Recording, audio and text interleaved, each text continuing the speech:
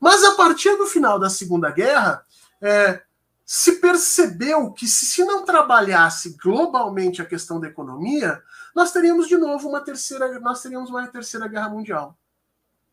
E aí é que se pensa, especificamente os Estados Unidos, mas os países, obviamente, vencedores ali, como Inglaterra, a própria França, em criar essas instituições chamadas de instituições de Bretton Woods, porque são pensadas nessa conferência de Bretton Woods de julho de 1944.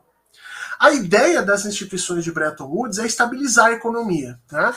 Porque o que tinha acontecido no período entre guerras? Quando tinha saído da Primeira Guerra Mundial, a Europa saiu debilitada por conta da guerra, as perdas, a destruição física que estava ali. Então, o que a Inglaterra, o que a Europa fez? A Europa desvalorizou a sua moeda.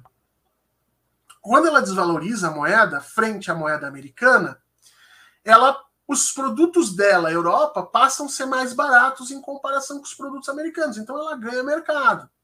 Ela usa esse ganho de mercado para recuperar sua própria economia, mas ela faz isso em cima da economia norte-americana, que se vê atacada e vai terminar lá na crise de 29. Para evitar que isso acontecesse também no final da Segunda Guerra, algo que o próprio Lenin acreditava que certamente ia acontecer, tá? Grande parte dos teóricos economistas soviéticos diziam que a Revolução Soviética ia se expandindo pós-Segunda Guerra por conta das crises econômicas que viriam. Os Estados Unidos e a Inglaterra, eles travam isso através das instituições de Bretton Woods. Então, a primeira coisa que os Estados Unidos faz é criar instituições internacionais que iriam indexar especificamente as moedas do mundo. Então, o Fundo Monetário Internacional, para dar liquidez para o sistema, ou seja, quem precisar de dinheiro a gente tem aqui, né? E o Banco Mundial para controlar a relação entre as moedas estrangeiras, que não poderia variar mais do que 1% de um determinado patamar que existia, que foi pensado e organizado para a relação entre o dólar e o restante das moedas. Né? Então, os países não poderiam mais simplesmente desvalorizar suas moedas como bem queriam e aí ganhar em cima do aumento do seu mercado e retirando do mercado norte-americano.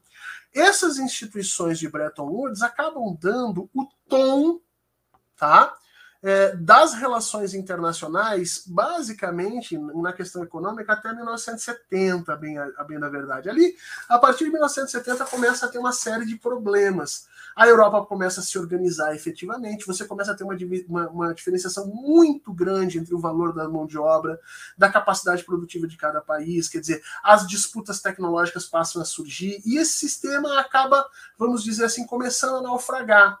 Ele é tão visível hoje a crise do sistema de Bretton Woods que em 1990 você tinha, por exemplo, o G7, as 7 nações mais ricas do mundo se reuniam para definir a economia mundial. Hoje em dia você já tem que falar em G20.